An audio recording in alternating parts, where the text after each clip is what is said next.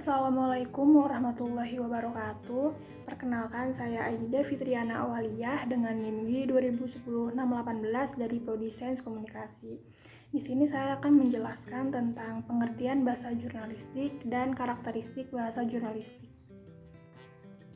Slide pertama adalah pengertian bahasa jurnalistik. Bahasa jurnalistik adalah bahasa yang sederhana, mengutamakan pilihan kata atau kalimat yang mudah dipahami oleh pembaca. Oleh karena itu, penting memilih kata dan kalimat yang mudah dipahami dan menjangkau semua lapisan masyarakat. Tidak perlu terlihat ilmiah atau formal tingkat tinggi. Bahasa jurnalistik disebut juga sebagai bahasa pers atau bahasa media. Oleh karena itu, bahasa jurnalistik bisa ditentukan oleh media tempat terbitnya karya jurnalistik tersebut. Bahasa jurnalistik di koran punya perbedaan dengan bahasa jurnalistik di majalah dan sedikit berbeda dengan bahasa jurnalistik di tabloid, televisi, dan serta radio. Selanjutnya adalah karakteristik bahasa jurnalistik. Yang pertama, karakteristik bahasa koran. Kedua, karakteristik bahasa majalah dan tabloid. Ketiga, karakteristik bahasa radio. Lalu yang terakhir ada karakteristik bahasa televisi. Yang pertama ada karakteristik bahasa koran. Koran merupakan media yang paling populer di tanah air. Koran terbit harian sehingga lebih mudah dikenal oleh publik.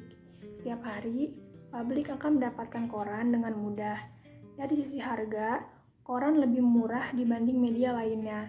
Oleh karena itu, bahasa koran hendaknya lebih merakyat, lebih mudah dipahami oleh siapapun tanpa mengenal batas usia dan jenjang pendidikan.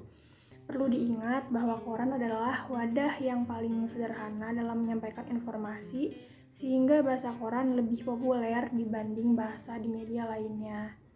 Yang kedua ada karakteristik bahasa majalah dan tabloid.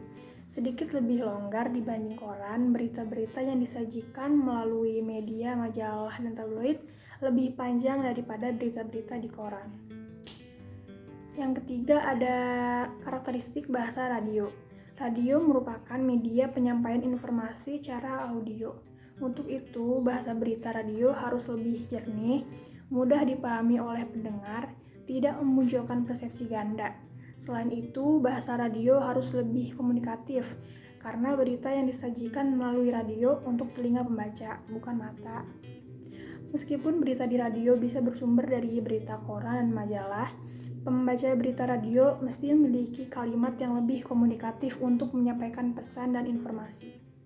Yang terakhir ada karakteristik bahasa televisi. Perlu diketahui bahwa bahasa yang diucapkan oleh seorang pembaca berita atau penyiar harus dipadu-padankan dengan gambar.